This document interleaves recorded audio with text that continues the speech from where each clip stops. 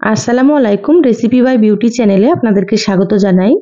আজ আপনাদের সঙ্গে শেয়ার করব সজনে ডাঁটা আর মসুর ডাল দিয়ে একেবারে নতুন একটি রেসিপি। এই রেসিপিটা খেতে ভীষণ ভালো হয় গরম ভাত, রুটি, পরোটা সবকিছুর সঙ্গে। অবশ্যই আপনারা স্কিপ না করে পুরো রেসিপি দেখে নেবেন। আশা করছি আপনাদেরকে খুবই ভালো লাগবে। আপনারা কিন্তু সেহরিতে এভাবে রান্না করে খেয়ে দেখতে পারেন। তো চলুন রেসিপি শুরু করি। এখানে দেখুন সজনে ডাঁটা কেটে নিয়েছি। তো এখানে আমি প্রায় 250 গ্রাম মতো সজনে ডাঁটা কেটে নিয়েছি। এইভাবে ছোট ছোট করে কেটে খোসাটা সুন্দর করে ছাড়িয়ে নিয়েছি।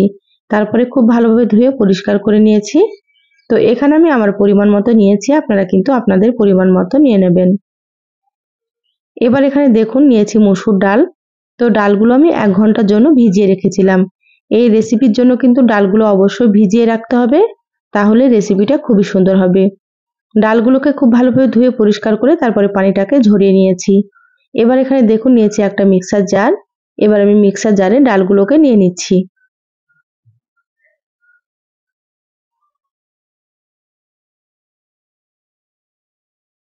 মুসুর ডালগুলোকে বেটে নিতে হবে। তো এখানে আমি মিক্সারে বেটে নেব, আপনারা চাইলে কিন্তু শিলনোড়াতেও বেটে নিতে পারেন। সম্পূর্ণ ডালগুলো নিয়ে নিলাম। এবার এখানে সামান্য একটু পানি দিয়ে দিচ্ছি। খুব বেশি কিন্তু এখানে পানি দেওয়া যাবে না।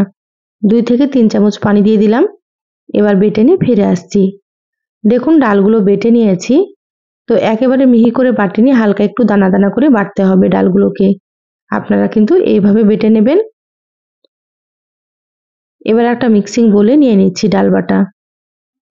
তো যারা ভিডিওটি ইউটিউব চ্যানেল থেকে নতুন দেখছেন, প্লিজ চ্যানেলটা সাবস্ক্রাইব করে চ্যানেলের সাথেই থাকবেন। যারা ফেসবুক পেজ থেকে ভিডিওটি দেখছেন, প্লিজ একটা লাইক দিয়ে পেজটা ফলো করে রাখবেন পরবর্তী ভিডিওর নোটিফিকেশন পাওয়ার জন্য। দেখুন সম্পূর্ণ ডাল বাটা নিয়ে নিলাম। এবার এখানে দিয়ে দিলাম স্বাদ মতো লবণ, সামান্য একটু হলুদ গুঁড়ো, আর এখানে দিয়ে দিলাম হাফ চা চামচ মতো ভাজা জিরা গুঁড়ো, আর অল্প একটু দিয়ে দিলাম মরিচের গুঁড়ো। এবার দিয়ে দিচ্ছি এখানে পেঁয়াজ কুচি। তো এখানে আমি 2টো পেঁয়াজ কুচি দিয়ে দিলাম মিডিয়াম সাইজের, আর 2টো দিয়ে দিলাম কাঁচামরিচ কুচি। এবার হাত দিয়ে খুব ভালোভাবে মেখে নেব। এখানে আপনারা ঝালটা আপনাদের নিজেদের টেস্ট অনুযায়ী দিয়ে দেবেন, আপনারা যেমন ঝাল খেতে পছন্দ করেন। দেখুন সুন্দর করে চটকে মেখে নিচ্ছি, আর এইভাবে করে একটু ফেটিয়ে নিচ্ছি।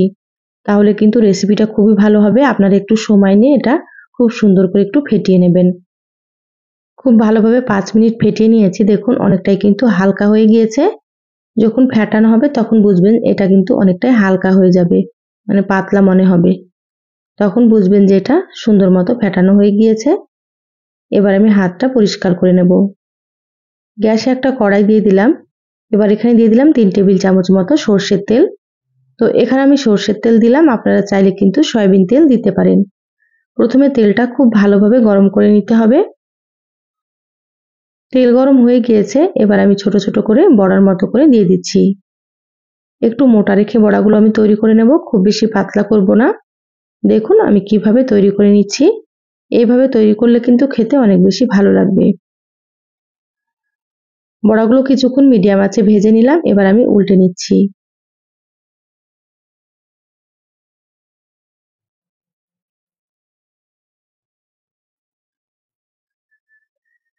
গ্যাসের আঁচ মিডিয়ামে রেখে সুন্দর করে বড়াগুলোকে একটু ভেজে নেব।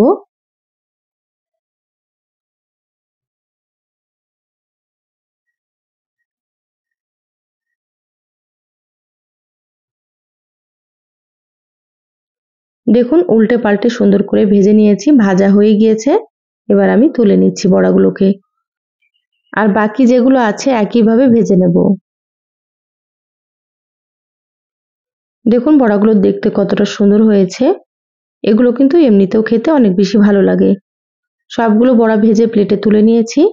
এবার আমি ওই তেলের মধ্যে দিয়ে দিলাম সামান্য একটু গোটা জিরা, আর এখানে দিয়ে দিচ্ছি একটা পেঁয়াজ আর 2টো কাঁচামরিচ বাটা। এখানে আমি কাঁচামরিচ দিয়ে রান্না করছি, আপনারা চাইলে কিন্তু এখানে গুঁড়ো মরিচ দিয়েও রান্না করতে পারেন। এবার দিয়ে দিলাম 1 চা চামচ আদা বাটা, আর দিয়ে দিচ্ছি 1 চা চামচ মতো রসুন বাটা। এবার মশলাগুলো খুব ভালোভাবে ভেজে নেব যাতে করে কাঁচা গন্ধটা চলে যায়। তো এইভাবে 3 থেকে 4 মিনিট মিডিয়াম আঁচে ভেজে নিতে হবে, তাহলে মশলার কাঁচা গন্ধটা চলে যাবে।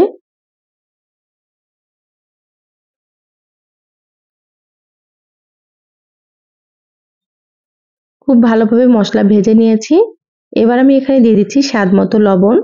তো লবণটা এখানে বুঝেই ব্যবহার করতে হবে, কারণ প্রথমে লবণ দিয়েছিলাম বড়া ভাজার সময়, সেটা বুঝে লবণটা দিয়ে দিলাম। এবার এখানে দিয়ে দিলাম হাফ চা চামচ হলুদ গুঁড়ো, হাফ চা চামচ মরিচের গুঁড়ো। আপনারা কিন্তু ঝাল বুঝে মরিচ গুঁড়োটা ব্যবহার করবেন, যেমন ঝাল খেতে পছন্দ করেন আপনারা। দিয়ে দিলাম 1 চা চামচ জিরা গুঁড়ো, আর দিয়ে দিচ্ছি এখানে 1 চা চামচ ধনিয়া গুঁড়ো। এবার আমি এখানে দিয়ে দিচ্ছি দুটো আলু। আলুগুলো এরকম একটু ডুমো ডুমো করে কেটে নিয়েছি, হালকা একটু মোটা রেখে কেটেছি। তো এখানে আমি আলু দিয়ে দিলাম, আপনারা চাইলে কিন্তু আলু ছাড়াও রান্না করতে পারেন, কিন্তু আলু দিলে খেতে ভালো লাগে। এবার মশলার সাথে খুব ভালোভাবে একটু নেড়েচেড়ে মিশিয়ে নিচ্ছি আলুগুলোকে।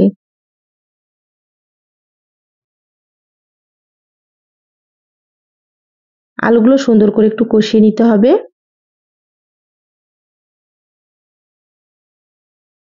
তো এখানে আমি সামান্য একটু পানি দিয়ে দিচ্ছি মশলার বাটিটা ধুয়ে।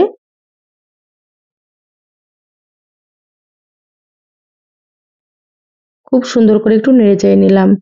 এবার ঢাকা দিয়ে খুব ভালোভাবে কষিয়ে নেব। গ্যাসের আঁচ মিডিয়ামে রেখে ঢাকা দিয়ে দিচ্ছি, তাতে করে আলুগুলো সুন্দর মতো কষানো হবে আর আলুগুলো কিন্তু অনেকটাই সেদ্ধ হয়ে যাবে। তো এখানে দেখুন আমি 6 মিনিট পর ঢাকাটা খুলে নিলাম আর সুন্দর মতো কষানো হয়ে গিয়েছে। দেখুন মশলা থেকে কিন্তু তেল ছাড়তে শুরু হয়েছে। এইভাবে ঢাকা দিয়ে সুন্দর করে একটু কষিয়ে নিতে হবে। যত ভালোভাবে কষানো হবে ততই কিন্তু রান্নাটা খেতে ভালো লাগবে। এবার আমি এখানে দিয়ে দিচ্ছি সজনে ডাঁটা। সজনে ডাঁটাগুলো দিয়ে আবারও কিছুক্ষণ কষিয়ে নেব আলুর সঙ্গে।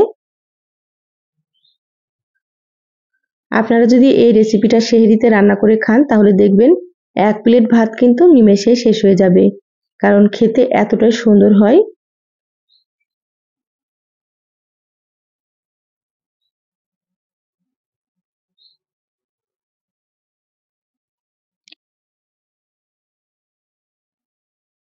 সজনে ডাঁটাগুলো দিয়ে আবারও আমি 3 থেকে 4 মিনিট খুব ভালোভাবে কষিয়ে নিয়েছি।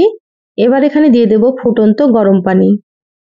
তো এখানে কিন্তু অবশ্যই গরম পানি দেওয়ার চেষ্টা করবেন আপনারা, তাহলে রান্নার টেস্টটা কিন্তু খুবই সুন্দর থাকবে। ঠান্ডা পানি দিলে কিন্তু রেসিপিটা খেতে অতটা ভালো লাগবে না, আর সেদ্ধ হতেও কিন্তু অনেকটা সময় লাগবে। সেজন্য আপনারা এখানে গরম পানিটা দিয়ে দেবেন। তো এখানে আমি 3 কাপ পরিমাণে পানি দিয়ে দিলাম। এবার ঢাকা দিয়ে রান্না করে নেব 5 মিনিট মতো, তারপরে আবারও ফিরে আসছি। দেখুন 5 মিনিট পর ঢাকাটা খুলে নিলাম। খুব সুন্দর করে একটু নেড়েচেড়ে নিচ্ছি। এবার আমি এখানে ভেজে রাখা বড়াগুলো দিয়ে দিচ্ছি।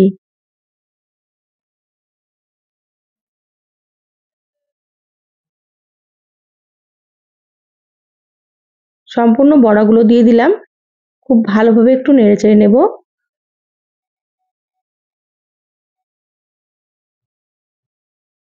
খুব সুন্দর করে নেড়েচেড়ে নিলাম। এবার ঢাকা দিয়ে রান্না করে নেব 7 থেকে 8 মিনিট। তাহলে বড়াগুলো সুন্দর মতো সেদ্ধ হয়ে যাবে। দেখুন 8 মিনিট রান্না করে নিয়েছি, ঢাকাটা খুলে নিলাম। এগুলো সুন্দর মতো সেদ্ধ হয়ে গিয়েছে। এবার আমি হালকা হাতে একটু নেড়েচেড়ে নেব। দেখুন কতটা সুন্দর হয়েছে বড়াগুলো। তো সজনে ডাঁটার সঙ্গে কিন্তু বড়াগুলো দিলে খুব বেশি সেদ্ধ হয়ে যেত। সেজন্য এভাবে করে একটু সজনে ডাঁটা আর আলুগুলোকে সেদ্ধ করে নেওয়ার পরে কিন্তু বড়াগুলো দিতে হবে। তাহলে সুন্দর মতো গোটা গোটা থাকবে আর খেতেও বেশ ভালো লাগবে। তো এখানে আমি দিয়ে দিলাম হাফ চা চামচ গরম মশলার গুঁড়ো। এবার গরম মশলাটা আমি হালকা হাতে নেড়েচেড়ে মিশিয়ে নিচ্ছি। খুব বেশি নাড়াচাড়া করা যাবে না, তাহলে বড়াগুলো কিন্তু ভেঙে যাবে।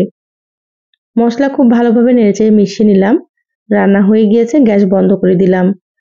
ঢাকা দিয়ে 5 মিনিট রেখে দিচ্ছি, তারপরে আপনাদেরকে দেখাচ্ছি। দেখুন 5 মিনিট পর বলে ঢেলে নিয়েছি আর কালারটা দেখুন কতটা সুন্দর হয়েছে। অবশ্যই কিন্তু আপনারা একবার রান্না করে খেয়ে কমেন্ট করে জানাবেন আপনাদেরকে কেমন লেগেছে। তো এই সহজ রেসিপিটা কেমন লাগলো চ্যানেলের কমেন্ট বক্সে জানাবেন। ভালো লাগলে একটা লাইক দিয়ে ভিডিও শেয়ার করে দিবেন। সবাই অনেক বেশি ভালো থাকবেন, সুস্থ থাকবেন। দেখা হবে আবারও কোনো নতুন রেসিপিতে। ধন্যবাদ সবাইকে। আল্লাহ হাফেজ।